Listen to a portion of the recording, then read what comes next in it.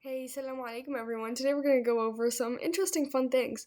So, I compiled and found the five quotes that I just think are the best about Palestine that really give a nice, overview.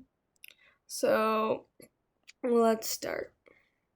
The first one was by Weiss. He says, "You can't piss on everyone's knees and keep calling it rain. It just doesn't work." He was talking about how Israel just keeps saying, "No, no, we're the most moral army." It's not working anymore. This one was just shared around social media. I couldn't find the real author. It said a thief is never an owner.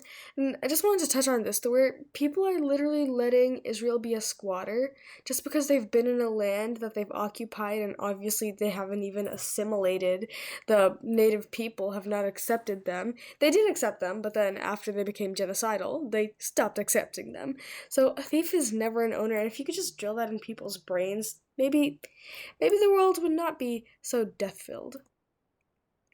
Dave Barry said Palestinian and Israeli leaders finally recovered the roadmap to peace, only to discover that while they were looking for it, the lug nuts of mutual interest came off the front left wheel of accommodation, causing the sports utility vehicle of progress to crash into the ditch of despair.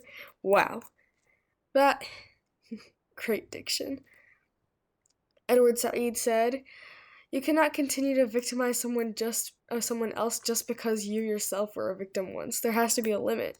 And that's a big thing. Like Brianna Joy keeps mentioning that. Okay, so the Jews were holocausted. Nobody's denying that. They need a place. Nobody's denying that. But you can't make someone else, aka the Palestinians, pay for aka Europe and America's, slow response and inability to stop the Holocaust. You are the ones to blame, so go give up your land. Greg Stoker, I couldn't find the exact quote from his video, but here it is.